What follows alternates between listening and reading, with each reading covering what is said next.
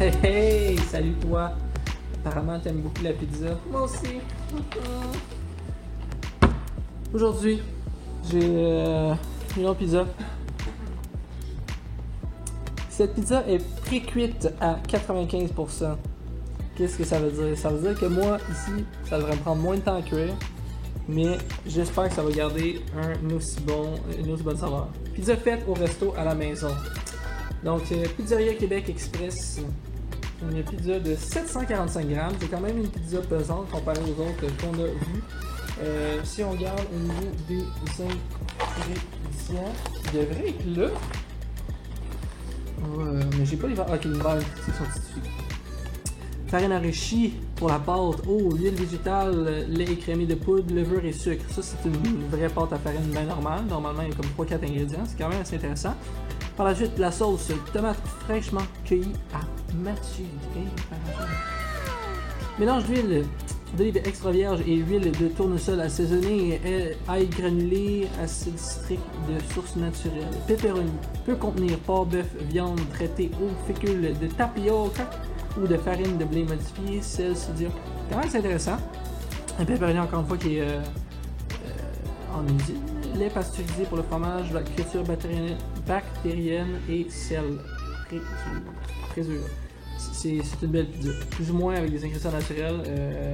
C'est vraiment une pizza qui est faite comme une maison qui ont congelé. On dirait vraiment ça. Pour les valeurs nutritives, on parle de 1/5 de corps de pizza, donc 160 grammes la portion, 316 calories. Quand même assez intéressant. Pour ce qui est de la quantité de sel ici, on réduit encore 16%. 16% de sel dans cette portion-là de la valeur nutritive de la journée. 14 grammes de protéines. Puis on a un peu plus de grossophile ici par contre parce que c'est du vrai fromage. Donc ça va être intéressant. On va regarder ça ensemble. Puis honnêtement, ça promet. Ça promet. Je vais l'ouvrir vite, là, on verra. Ça doit aller quoi. Si, des fois, c'est literally pre-cooked pizza. Chocolat puis mange-la. On va voir. A few moments later. Mise à bac, ça. Fait que la pizza ressemble à ça.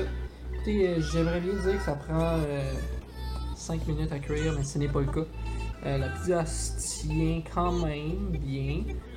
C'est quand même une vraie pizza.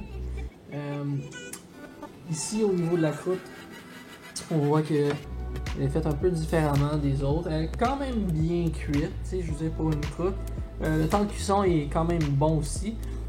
Faut que je la mette au micro-ondes après aussi, cette pizza-là. C'est ça qui fait que la pizza devient un peu plus molle. Parce que quand c'est la cuit pour 5 à 8 minutes, par exemple, le milieu est encore congelé, puis tu le mets dans le micro-ondes.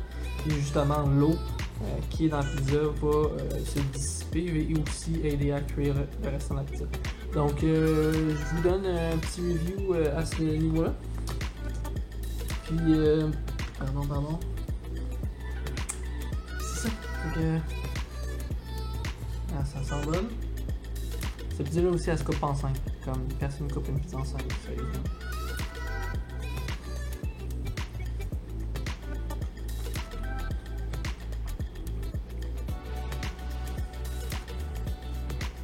Ça goûte beaucoup la pâte.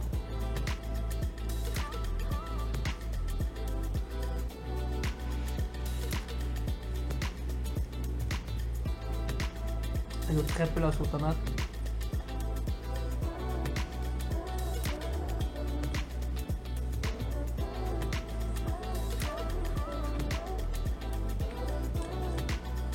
C'est pas grand chose honnêtement. Le fromage il est beau là. Le pepperoni est super mince.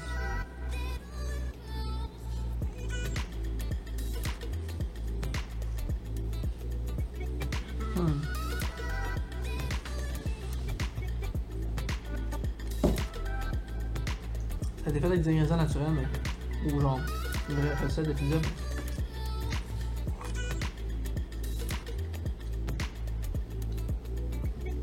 Il manque de saveur. Il manque beaucoup trop de saveur. Ensuite, ça vaut la peine de mettre ta pizza au four. Puis après ça, au micro-ondes. Juste une pizza, ça fait le job.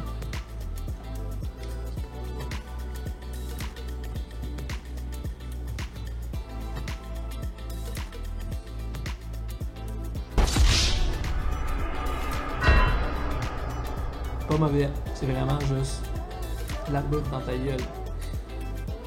Fait que, expérience générale, sur une 6.2 sur 10. Le fromage est un peu agréable à manger là, mais comme, à part de ça, c'est ordinaire. Donc c'est mon review, je vais rajouter la poudre d'ail puis d'autres épices parce que pour vrai ça coûte vraiment pas grand chose. C'est ça! C'est ça, il y en a des bonnes, il y en a des mauvaises. Seulement que c'est moins bon.